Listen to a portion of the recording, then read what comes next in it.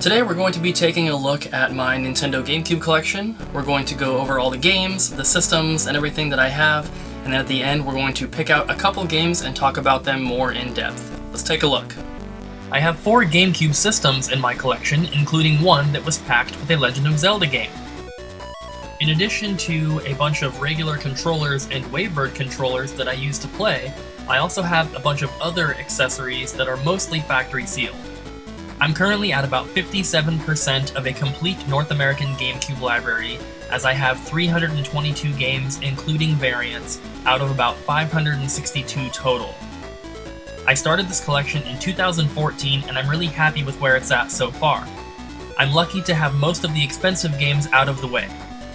Although the GameCube didn't sell too well, there are a ton of awesome games on the system, many of which I would consider to be system sellers, such as Super Smash Bros., Mario Kart, Mario Sunshine, Pikmin, Luigi's Mansion, Animal Crossing, and the list goes on and on.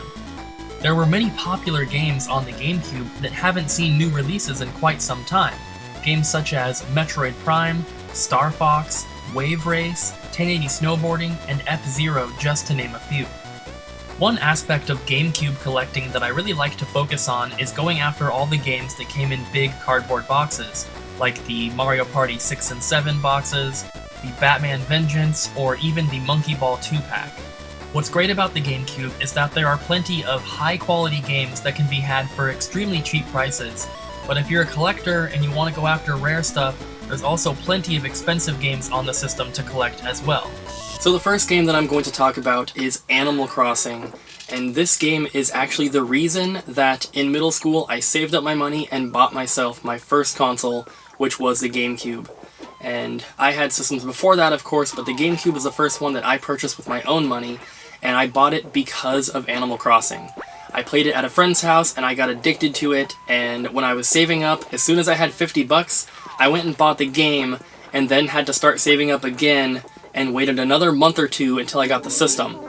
And if anyone hasn't played Animal Crossing out there, I highly recommend you check it out. It was not the first game in the series, but it was the first to be released in North America. There was Animal Forest on the Nintendo 64, but that was a Japanese-only game, so Animal Crossing on the GameCube was most people's first introduction to the series.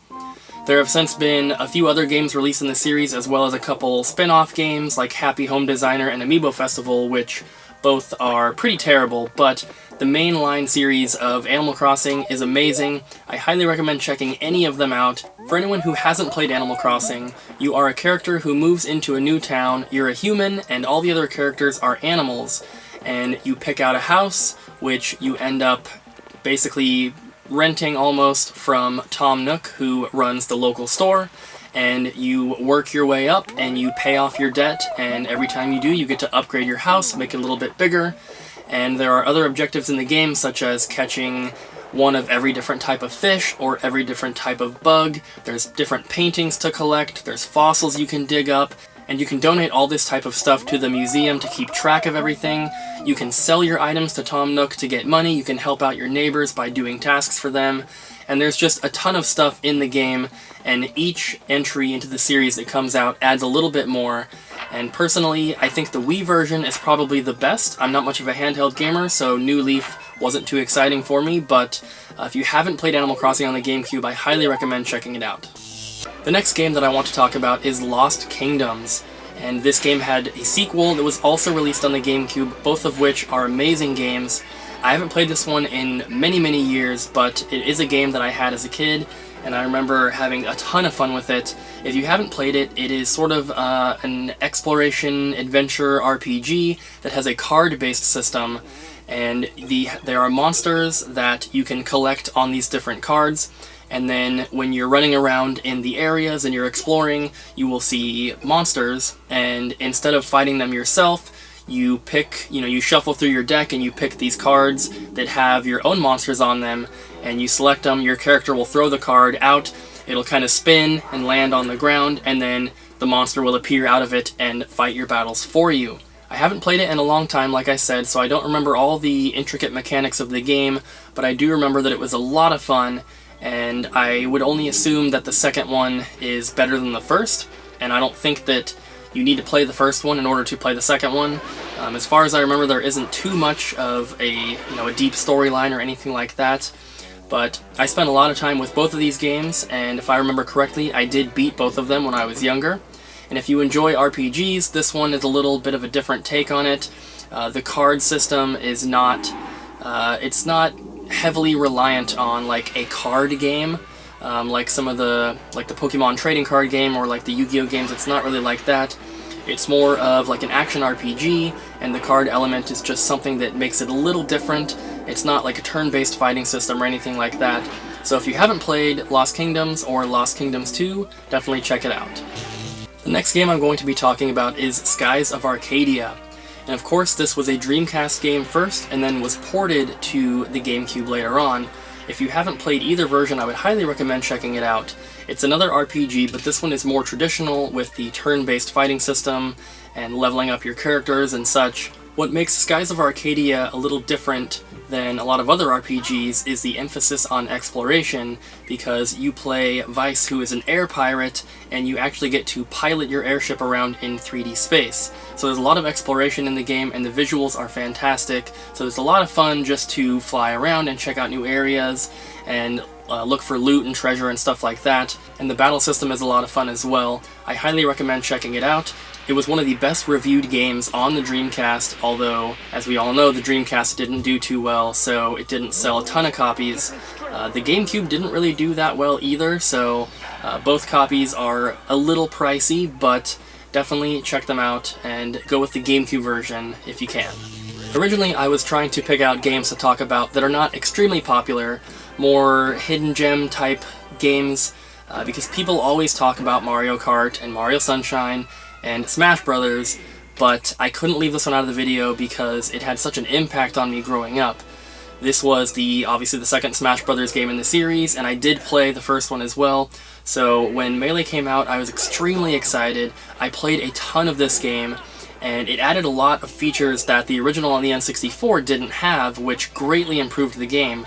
And I think others would agree, because this is still the most popular Smash Brothers game in the series, and there are still tournaments that go on every weekend for this game, and it's insane how big of a fan base the game still has. One of my favorite aspects of this game was unlocking the new characters, and in this game you don't simply unlock characters by beating the storyline, which you can do, but there are other ways to unlock characters as well, which was really fun.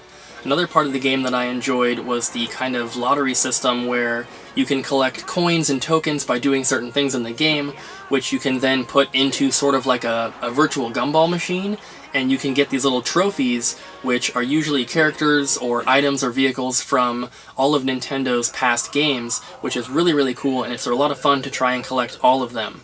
When I was a kid, I would actually turn on my Gamecube before school, and I would set up a multiplayer match with 2 players, and I would put the lives at 99, and I would tape one of the joysticks to the right a little bit, and I would start the match and leave my Gamecube turned on while I went to school, so that the one character would continuously walk off the edge, and then once I got home, I would have a ton of new coins to use in that lottery system. I'm sure I don't need to tell anyone to go play Smash if you haven't. I'm sure you guys all have, but I think we can all agree it's one of the best games on the Gamecube. The last game that I'm going to be talking about is Pikmin. Now, every game in the Pikmin series is fantastic, although I have not played Hey Pikmin on the 3DS, which, as far as I understand, it's more of like a side-scrolling platformer type game, but all 3 of the main Pikmins are excellent, number 1 being my most favorite, and this is actually the game that got me into watching Let's Plays on YouTube. And I had played this game as a kid, and I loved it, and it was the first kind of like strategy game that I ever played. It's a very cutesy take on a real-time strategy, which is awesome. I never beat the game as a kid, because unless you know exactly what to do, it can be very difficult to complete the game in the amount of in-game days that the game provides you. It was only when I was older and I started watching Let's Plays on YouTube that I found someone who played through the entire game, making each in-game day a different video. And what I would do is I would go and I'd watch episode number 1, for example, and then I would go play the first day of the game. Then I would go back and watch the next episode and then replicate that on my own in the game. I got to the very last boss battle, and actually stopped playing. And I'm not sure why. I didn't, once I saw it beat on YouTube, I didn't really have too much of a desire to do it myself, since that was the end of the game, but up until that point I had a ton of fun. So I actually have still never beaten this game completely, but I've come pretty close and I've seen the ending, so I can definitely recommend this as one of the best games on the GameCube. Pikmin 2 also came out on the GameCube, which is also fantastic. Both were also re-released on the Wii with new play control, so you can use the Wii remotes and nunchucks to play them. If you're going to play it, I'd recommend playing it on the Wii, because I think the controls are a little more crisp, and I think the games might be a little cheaper as the Wii versions. But definitely check them out. I think the first one is much better than the second. I think Pikmin 3 is actually better than Pikmin 2. In the second game, they have a lot of underground cave exploration style levels, which they're not too bad, but I was not actually a fan of those. I prefer the above ground with all the beautiful flowers and the grass and all the colors and everything. The underground levels were kind of dark, maybe a little claustrophobic, so I think the first one is the best in the series. I think number 3 is a close second, and Pikmin 2 is my least favorite, although it is still a fantastic game. And Pikmin 2 actually has some really fun multiplayer, which was not present in the first game. If you have not played Pikmin, I can't recommend it enough. So that is a look at my entire Nintendo GameCube collection, and then I picked out a few games at the end here to just talk about individually. I tried to avoid the more stereotypical games that people choose to talk about, such as Mario Sunshine, Luigi's Mansion, stuff like that. So I hope you guys really enjoyed taking a look at everything. I had a lot of fun doing this video. If you guys have another system you'd like to see a video in this style on out of my collection, please post it down in the comments and let me know, and I'll be sure to get to work on that very soon. I want to thank you guys so much for sticking through to the end of this video, and if you enjoyed, don't forget to hit the like button, leave a comment down below, and subscribe, and I'll see you guys next time.